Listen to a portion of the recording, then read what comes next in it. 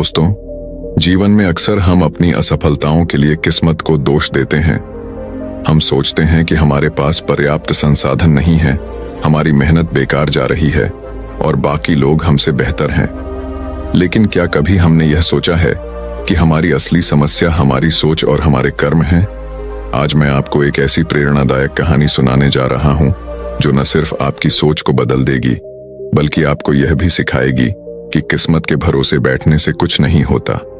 हमारी किस्मत तभी बदलती है जब हम अपने कर्मों में विश्वास रखते हैं।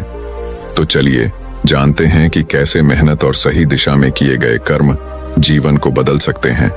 ध्यान से सुनिए, क्योंकि ये कहानी आपकी जिंदगी बदलने की ताकत रखती है। बहुत समय पहले की बात है। एक नगर में महात्मा बुद्ध ठहरे हुए थे।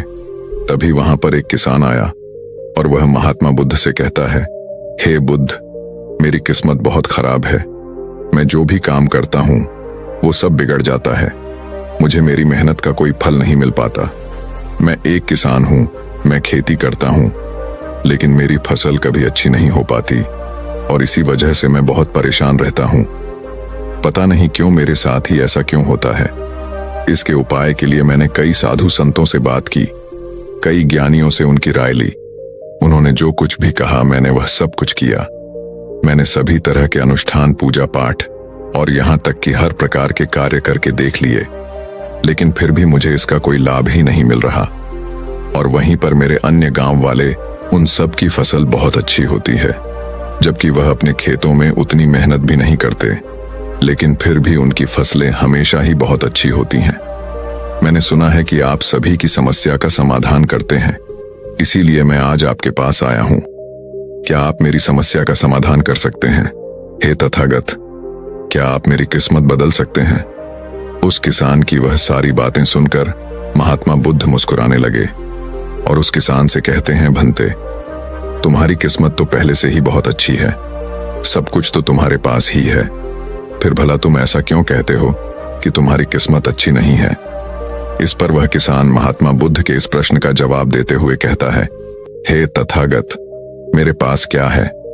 मेरी किस्मत इतनी खराब है कि जिस भी काम में मैं हाथ लगाता हूं वह सारे कार्य बिगड़ जाते हैं। मैं चाहकर भी अपने खेतों में अच्छी फसल नहीं उगा पाता, जबकि वहीं पर मेरे गांव के अन्य लोग अच्छी फसलें उगा लेते हैं और वे लोग मेरी जितनी मेहनत तक नहीं करते। तो ऐसे में भला मेरी किस्मत कैसे अच्छी है?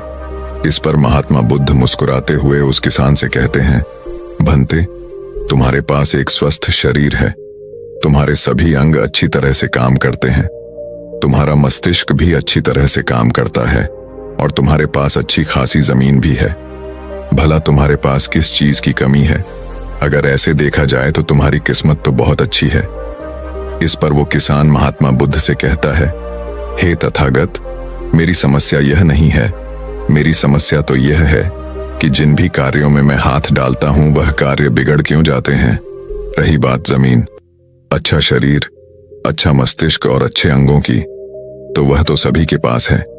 मेरे सभी गांव वालों के पास भी है और उनके पास अच्छी जमीन भी है और तो और उनके पास अच्छी फसल भी है। इसी कारण वे लोग हमेशा सुखी रहते हैं। लेकिन मेरे खेतों में तो अच्छी फसल हो ही नहीं पाती। हर वर्ष मुझे एक भारी नुकसान झेलना पड़ता है। क्या आप मुझे कोई इसका उपाय बता सकते हैं? क्या ऐसा कोई मंत्र, क्या ऐसा कोई तरीका है जिससे मेरी किस्मत एक बार फिर से चमक जाए? इस पर महात्मा बुद्ध उस किसान से कहते हैं, ठीक है, यदि तुम कोई उपाय चाहते हो या कोई मंत्र चाहते हो तो वह मैं तुम्हें अवश्य ही दूंगा, लेकिन उससे पहले मुझे यह बताओ, क्या तुम्हें पता है तुम्हारे खेत में खजाना है? ये सुन वह किसान थोड़ा आश्चर्यचकित हुआ और वह महात्मा बुद्ध से तुरंत ही बोल पड़ा, हे बुद्ध, आप ये क्या कह रहे हैं? मेरे खेत में खजाना है और यह मुझे पता तक नहीं। बताइए, वह खजाना कहाँ है? मैं अभी उसे जाकर निकाल लूंगा। बताइए बुद्ध, वो खजाना कहाँ है? इस पर महात्मा बुद्ध उस किसान से कहते हैं, भंते, वह खजाना तुम्हें ऐसे नहीं मिलने वाला। उसके लिए तुम्हें मेरा कार्य करना होगा। मैं तुम्हें जैसा जैसा कहूंगा तुम्हें वैसा ही करना होगा, तब जाके तुम्हें वह खजाना अवश्य मिल पाएगा। उस किसान ने महात्मा बुद्ध की सारी बातें सुनी और उसके बाद वह किसान महात्मा बुद्ध से कहता है, हे तथागत, बताइए मुझे क्या करना होगा? आप जैसा कहेंगे मैं वैसा करने के लिए तैयार हूं, लेकिन मुझे बता दीजिए कि आखिर वह खजाना मेरे खेत में कहां पर है। इस पर महात्मा बुद्ध उस किसान से कहते हैं, भंते, अपने खेतों में जाओ और अपने खेतों की खुदाई करके एक मिट्टी टोकरी भरकर मेरे पास लाओ। वह किसान तुरंत ही महात्मा बुद्ध की बात मान लेता है। वह भागा भागा अपने खेतों में जाता है और जल्दी जल्दी एक टोकरी मिट्टी भरकर वह वापस महात्मा बुद्ध के पास पहुंचता है। उस मिट्टी को देखने के बाद महात्मा बुद्ध उस किसान से कहते हैं, ठीक है, अब मेरी बात ध्यान से सुनो। अब से 1 महीने बाद अपने खेत की खुदाई करना और जब तुम पूरा खेत खोद दोगे तो उसमें से एक टोकरी मिट्टी फिर से मेरे पास लेकर आना। महात्मा बुद्ध के मुख से यह बात सुनकर वह किसान कुछ देर के लिए सोच में पड़ गया। वह यह सोचने लगा, जब खजाना मेरे खेतों में गड़ा हुआ है तो महात्मा बुद्ध मुझे सीधे सीधे बता क्यों नहीं देते कि वह कहां पर है। उसने कुछ देर सोच विचार करने के बाद महात्मा बुद्ध से आखिरकार यह बात पूछ ही ली। वह किसान महात्मा बुद्ध से कहता है, हे तथागत, यदि वह खजाना मेरे खेतों में है तो आप मुझे बता क्यों नहीं देते कि वह कहां पर है।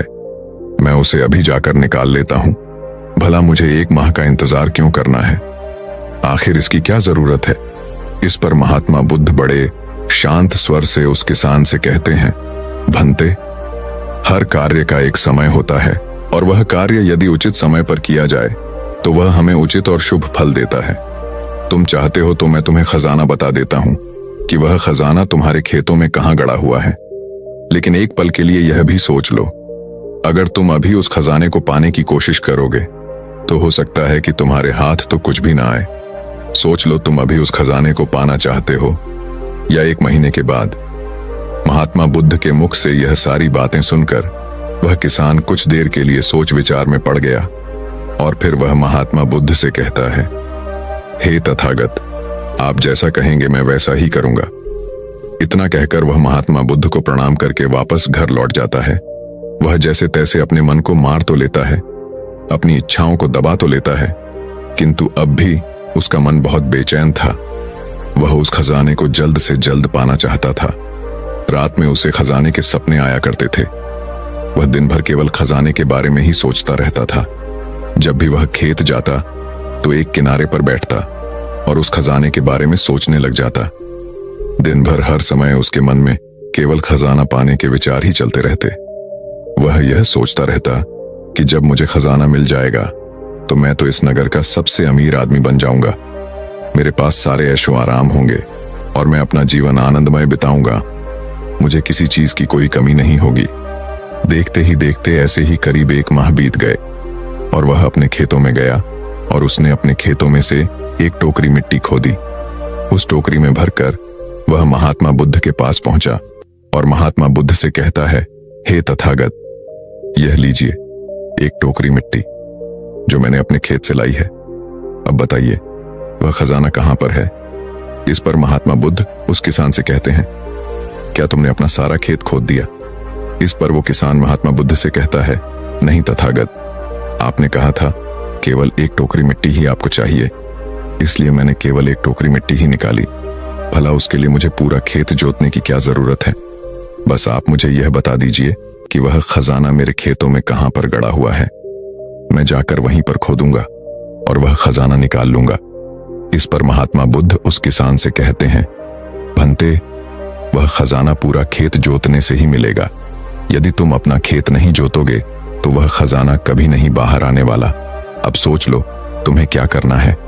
इस पर वह किसान एक बार फिर कुछ देर के लिए सोच विचार में पड़ जाता है और वह यह तय करता है कि वह जाकर अपने खेत को जोतेगा।